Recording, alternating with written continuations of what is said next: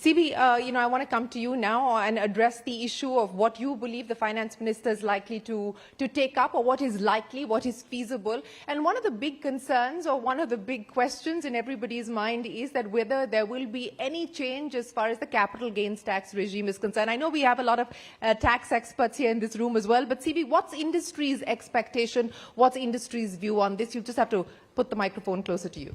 Yeah, thanks, Shereen. No, I think on capital gains, what we have actually said is basically for simplification. There are a number of rates, it's much complex at this point in time. So our suggestion has been mainly around, a recommendation mainly around simplification. But that's as far as capital gains is concerned. But really speaking, our focus has been much on certain areas, which is making, taking it on from there.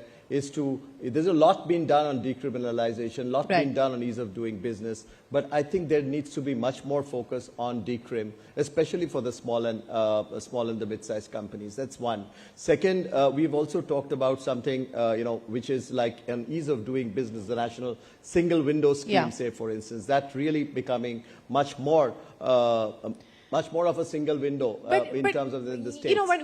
We've talked about this previously as well, over years and years and years. Does it matter whether you have a central level single window? Because at the end of the day, most of your regulatory approvals, your licenses, etc., come at the state level, and a lot of states have actually moved on single window clearances already. Yeah.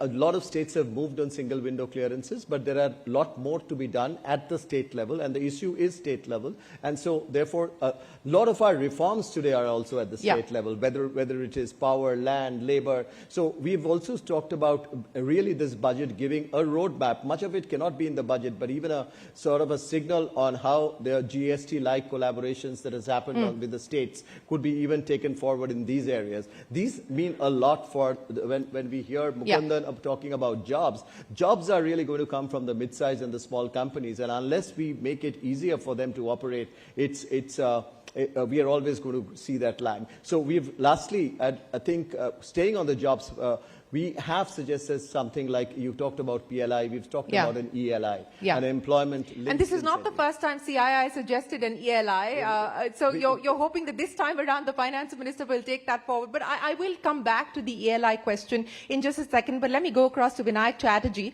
because Mr. Mukundan also spoke about how, and Sanjeev spoke about the fact that government capex should continue to be driven. You were disappointed with the number in the interim budget. I remember that very, very distinctly because you were sitting with me when the announcement came in, Vinayak. What's the expectation this time around? Do you believe that, and many estimates do believe that perhaps there's been a plateauing now and we cannot expect the government to continue to throw significantly higher numbers on public capex. What's the expectation? Just the reverse. The mic. Yes. Go ahead. This is on now. Yeah. Just the reverse of what you said. First, to clarify on the interim budget, I had no expectations because it was an interim holding operation, some kind of an arithmetical exercise. So let that pass.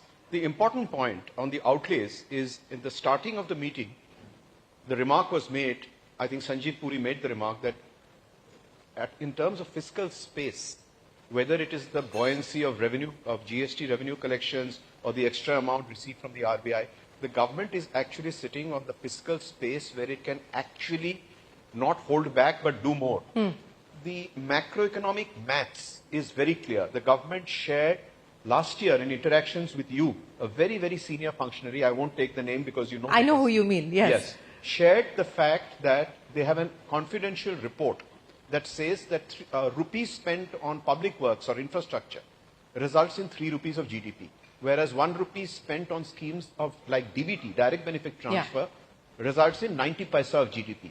So the macroeconomic maths is very clear. If they do not increase the capex spend on infrastructure by 30% this year, from 10 lakhs crores, which was the full year budget last year, to 13, which is my expectation this year, a 30% increase, consistent with the last 2 years. The last 2 years has been 25-30%. You are not going to get 8% GDP growth because with private capex still not quite taking off, it is only public expenditure and infra spends that is going to pump prime the economy.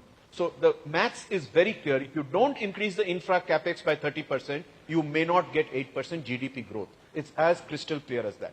Okay, if the math is so clear that the government needs to continue to pump prime the economy by spending more on infrastructure and public capex, Puneet Chatwal, what is holding back the private sector from investing more? If the mood is good, and the finance minister several times over has said we're waiting for the private sector to unleash its animal spirits, what's holding back the animal spirits? Shereen, I have a different opinion. I think we are doing well versus others post-COVID. So first thing we have to take into account, is there enough investment in India? The answer is yes. I just came back from Europe, and I can tell you things don't look that good out there. We can do much more, as Vinayak just alluded to, in terms of infrastructure. But there are several sectors, and I definitely represent the tourism and hospitality.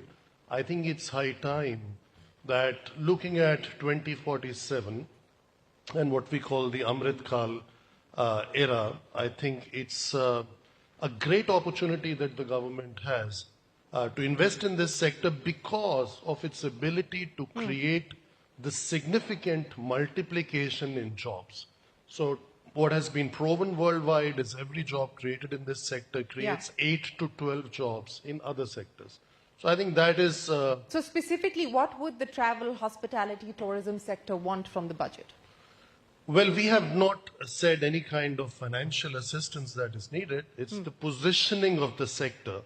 The perception that this is luxury and discretionary has to go because... Which comes down to GST. Not really GST. Of course, the alignment of GST would help. A lovely, expensive standalone restaurant pays only 5% and the hotels pay 18%. I think that alignment is definitely overdue and needed. But I think giving this sector, again, coupling with what Vinayak said, the full infrastructure status would bring in a lot of investments, not only from within India, but from outside of India. And giving it an industry status at the state levels, which many states have done, will make the cost of doing business more efficient, so more and more investment will happen. Okay, you're also in line, like I know Satish Reddy and the healthcare sector have been asking for infrastructure status, industry status for healthcare and pharma as well. John Major Sinha, let me come to you now. What's the expectation overall as far as the financial sector is concerned? Do you expect any significant announcements in this budget? And essentially, when we talk about privatization, while there is a stated policy intent to privatize, the government has not moved the legislative amendments to ensure that the banking sector does see any kind of privatization. Should we put that to rest for now? So, on a lighter note, I must say that I caution any bank or NBFC with a high price to book. Because if they get a high price to book, the RBI is going to come after them, like HDFC, Kotak, Bajaj, etc. So I just caution them, keep your price to book low, otherwise the regulator is coming. And in terms of, financial sector, look, there are, just now the overall holding of the government in public sector banks is 70%. If it was to just come down to 50%, we wouldn't have any risk. I mean, they would have the same control and there would be no, and right now the price to book is almost getting close to 1.8. So there's a lot of money out there and we can do that in stages. Of course, my wish, which has stayed unrequited, is to get them below 50 and above 26%. But that is unlikely. But there is one more thing, and I hope and pray at some point we take on at a mission level, which is water. If India collapses, it will not be because of jobs, it will be because of water. And the urgency of water is getting more and more strident. And we need an infrastructure kind of thinking on water, which we are struggling to do, of course, because it's state and center.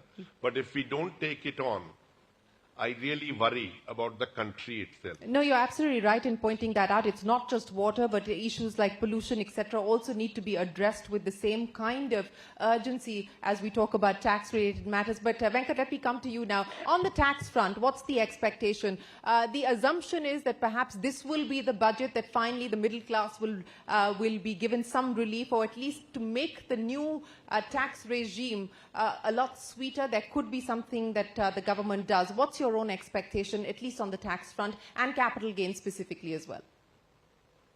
You'll have to come closer to the mic. Well, I think that, yes, to a certain class of taxpayers, yes, there will be a little more generosity. There is absolutely no doubt. I would also be interested to see that now when the government is thinking about not the issue of sending workers out to work in other countries. Very interesting that we're looking in terms of sending people overseas to work at a point when we are also facing shortages here, as to whether they will look in terms of how they incentivize them as well. On capital gains, yes, the rumors have been around, and you always have the alarmists, especially in good times, and sometimes you just hope that there's status quo then.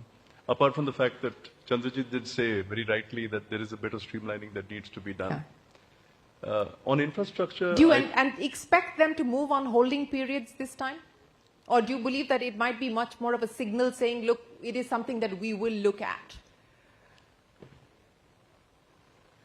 Well, I wouldn't like to speculate, and I don't think people would want to boil the ocean at this stage, I would hope.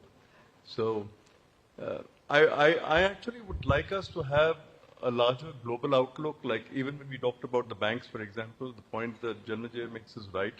But we should also be looking at aspirations of having more meaningful banking, global banking and insurance institutions. Yeah. I know there was talk about even looking in terms of professional services as to how we go more global. Right. But certainly I think some incentives to make Indian companies and institutions more global would be helpful.